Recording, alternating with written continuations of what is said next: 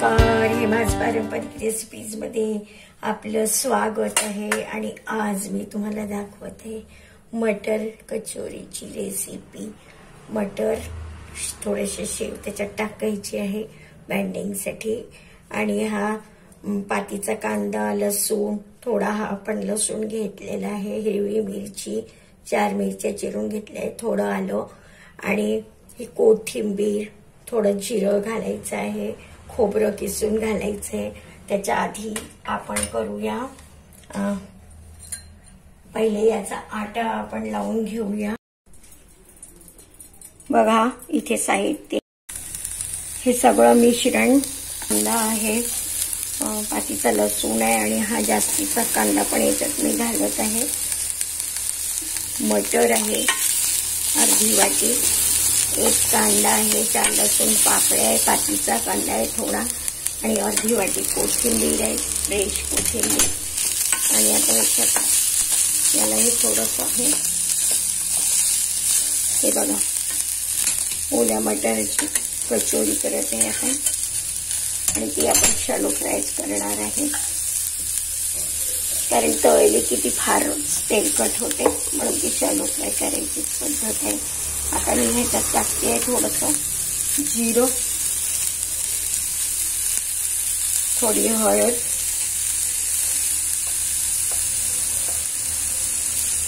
जवळपास अर्धा चमचा तिखट टाकलंय मी ह्याच्यावर, थोडा गरम मसाला अर्धा चमचा आणि मीठ घालायचं आहे, मीठ पण घालून देते आहे। हे बघा हे छान आपल्याला करून घ्यायचं आहे, छान आपल्याला एकत्र करून घ्यायचे। थोडीशी शेव घालते याच्यामध्ये बाइंडिंग येण्यासाठी आणि आपण घालत आहे याच्यामध्ये अर्धा चमचा मीठ, हे अर्धा चमचा मीठ घालत आहे आपण याच्यात। आणि आता हे गॅस मी बंद करते, याच्यातच हे करून घेते आहे आणि याच्यात पण पीठ आहे लिंबू, 1 चमचा 2 चमचे असं जवळपास 2 चमचे लिंबू मी घातले, या बिया मी काढून घेते चमच्याने आणि याला हलकंसं हे करून घेते। या ओल्या वाटाण्याच्या पण छान होत असतात कचोऱ्या। हे बघा हे सगळं मिश्रण आपण एकत्र केलेलं आहे।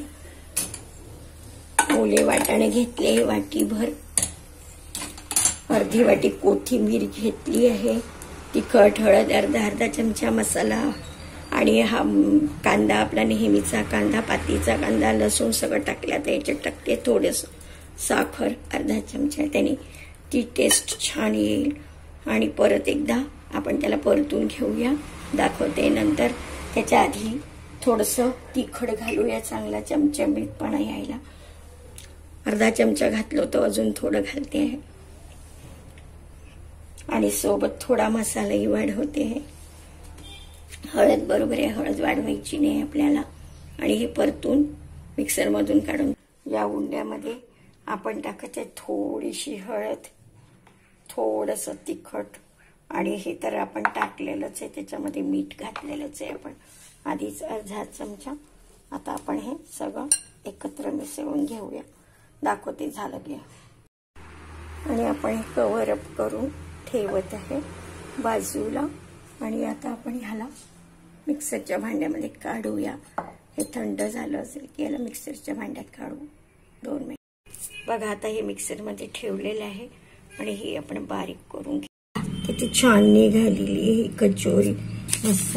दुसऱ्याही साईडने बघा किती मस्त झाली आहे। आता ही तुमच्या समोर करते आणि त्याला हलक्या हाताने असं कटलेटच्या आकारासारखं असं करून ठेवायचं। हे बघा आता हा केलाय, याच्या बाजूला याला असं ठेवायचं, हवं तर याला आपण हे बघा हा घेतला उंडा, हा घेतला उंडा, हा बुडवला या पिठात थोडासा लाटाई पुरता आणि याला जे हे ठेवलं झाकून, हे सगळं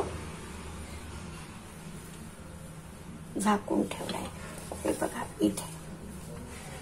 आणि आता याला आपण लाटून घेऊया पुरीच्या आकारासारखं.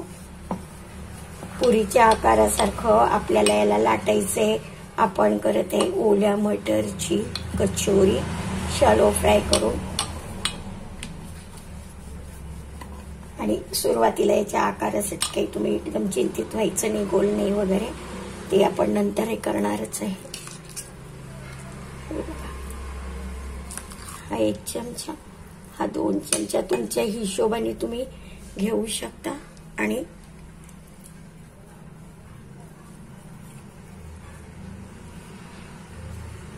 याच्यात आपण लिंबू पण पिळलंय, साखरही घातलीये, चव छान झालीये.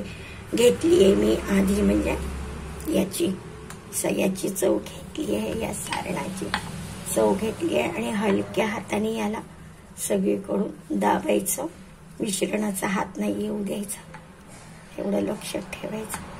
आणि याला असं ठेवून द्यायचं. अशा आपण आपल्या हिशोबाने करायच्या, जितक्या आपल्याला करायच्या आहे तितक्या. आणि मग त्याच्यानंतर मग त्या एकदम तळायच्या, शॅलो फ्राय करून 2-2, 3-3 अशा. हे बघा आता हे बघून घ्या, छान लागतात त्या आणि चवीलाही अप्रतिम होतात. दाखवते तुम्हाला करून. आता बघा परत हे पुरी सारखं लाटलेलं आहे. आणि आता ह्याच्यात हे 2 चमचे घातले सारण. सारण आपण ओलसरच केलंय ते चिपकावं म्हणून, आणि ते जळू नये म्हणून आपण त्याच्यात थोडं पाणी टाकलं होतं. आणि ते छान याच्यात फिट बसतंय. आणि हे थोडंसं आतमध्ये ढकलून द्यायचं, बाहेर ते येताना दिसलं तर. आणि या सगळ्याला असं इथे पॅक करायचं, सगळ्याला इथे पॅक करायचं. सगळ्या प्लेट्स एकत्र घ्यायच्या आणि इथे पॅक करायचं. आणि असं हलक्या हाताने त्याच्यातली हवा म्हणा काय म्हणा हे असं काढून घ्यायचं. आणि सगळीकडून एकसारखं त्याला कणिक किंवा पीठ लावायचं नाही, तळताना येऊ नये म्हणून. आणि ह्याप्रमाणे आपण ह्या करायच्या. दाखवते तुम्हाला. बघा किती छान तळल्या जाते ही.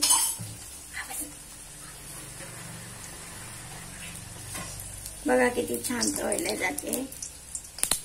शॅलो फ्राय करते ही, खूप डीप फ्राय नाही करत. खमंग झाली आहे, छान झाली आहे.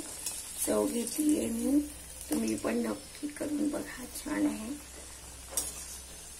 आणि याच्यात मी कढी घातली आहे, थोडं बेसन घातलंय चमच्याभर. आणि अर्धी वाटी मैदा, अर्धी वाटी कणिक, अर्धी वाटी मैदा, 1 वाटी कणिक आणि 1 चमचा बेसन असं घातलेलं आहे. बघा किती छान झाले. मी काढली आहे ती. आता ही दुसरी घालते आहे. अशी एक त्याच्या टिक्की सारखी जरी आपण तळून घेतली ना तरी पण छान लागते बघा.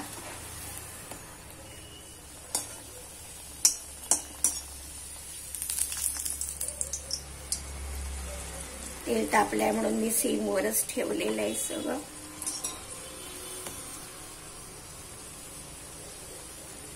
बघा किती मस्त झाली.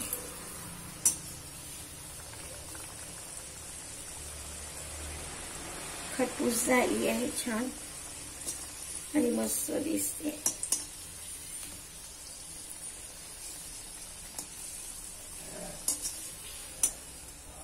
अशा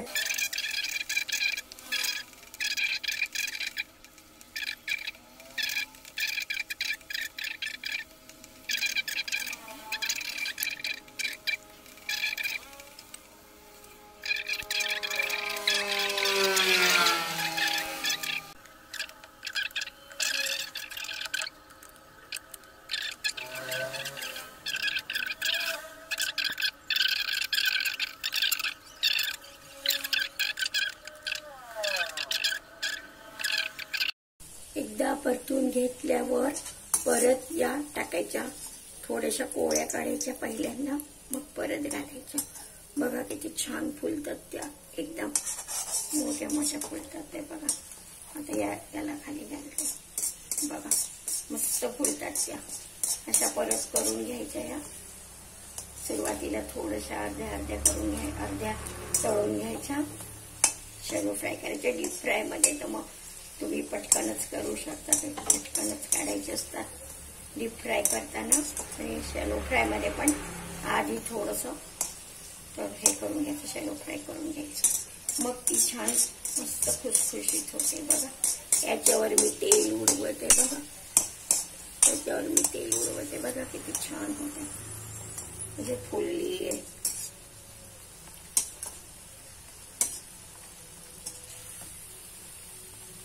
खाली ठेवूया आपण याला थोड्या वेळ, म्हणजे ती छान होईल. गॅस वाढवलाय किंचित. बघा कशी फुलून राहिली ती, पहिल्यापेक्षा कशी फुलून राहिली बघा. छान झाली. आता याला काढूया.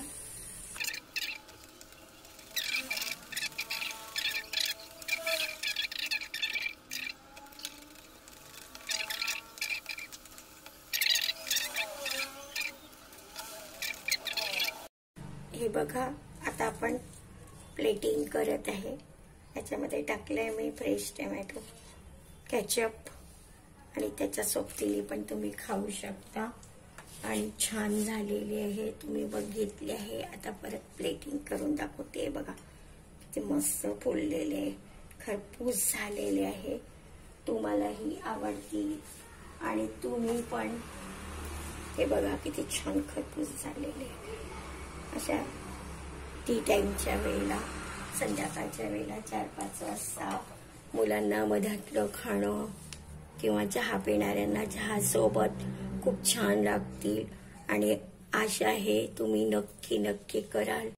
बघा किती छान दिसतात आहे. या कचोऱ्या मध्ये फ्रेश टोमॅटो सॉस ठेवलेले आहे. छान फुगले, खरपूस झाले आहे. आशा आहे तुम्हालाही आवडतील आणि तुम्हीही नक्की करून बघाल. बघा किती छान दिसतात आहे. बघा जवळून दाखवते, किती छान दिसतात आहे बघा. खरपूस झाले, छान झाले आहे. आणि आशा आहे तुम्हाला आवडले असतील आणि तुम्ही नक्की करून बघा.